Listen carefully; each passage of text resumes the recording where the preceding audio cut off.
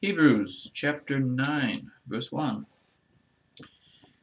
Then verily the first covenant had also ordinances of divine service and a worldly sanctuary. For there was a tabernacle made, the first, wherein was the candlestick, and the table, and the showbread, which is called the sanctuary. And after the second veil, the tabernacle, which is called the holiest of all, which had the golden censer and the ark of the covenant, overlaid round about with gold, wherein was the golden pot that had manna, and Aaron's rod that budded, and the tables of the covenant, and over it the cherubims of glory shadowing the mercy seat, of which we cannot now speak particularly. Now when these things were thus ordained, the priests went always into the first tabernacle, accomplishing the service of God.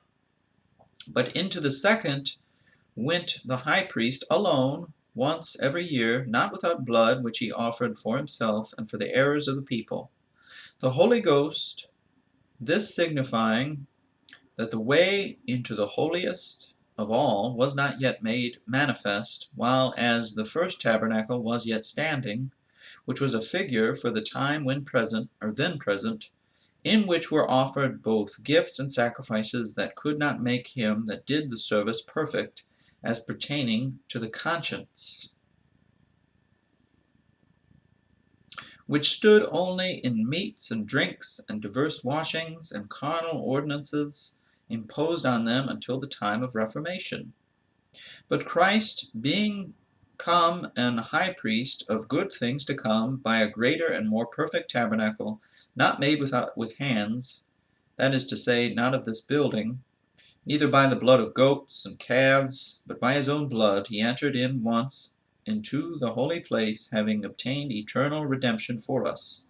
For if the blood of bulls and of goats and the ashes of an heifer, sprinkling the unclean, sanctifieth the purifying of the flesh, how much more shall the blood of Christ, who through the eternal Spirit offered himself without spot to God, purge your conscience from dead works to serve the living God? And for this cause he is the mediator of the New Testament, that by means of death, for the redemption of the transgressions that were under the first testament, they which are called might receive the promise of eternal inheritance. For where a testament is, there must also of necessity be the death of the testator.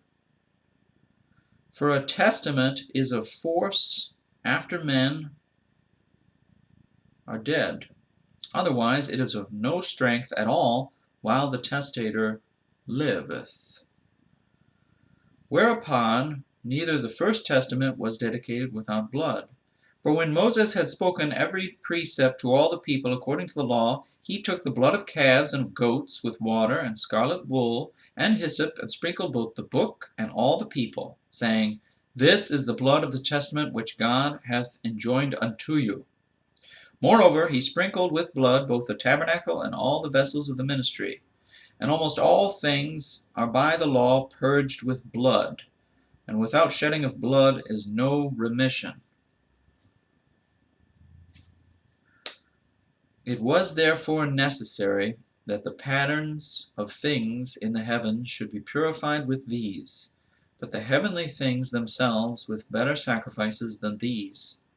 For Christ is not entered into the holy places made with hands, which are the figures of the true, but into heaven itself, now to appear in the presence of God for us.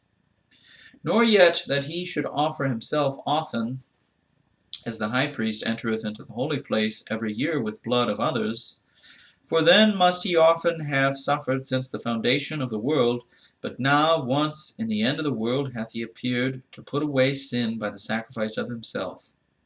And as it is appointed unto men once to die, but after this the judgment, so Christ was once offered to bear the sins of many, and unto them that look for him shall he appear the second time without sin unto salvation.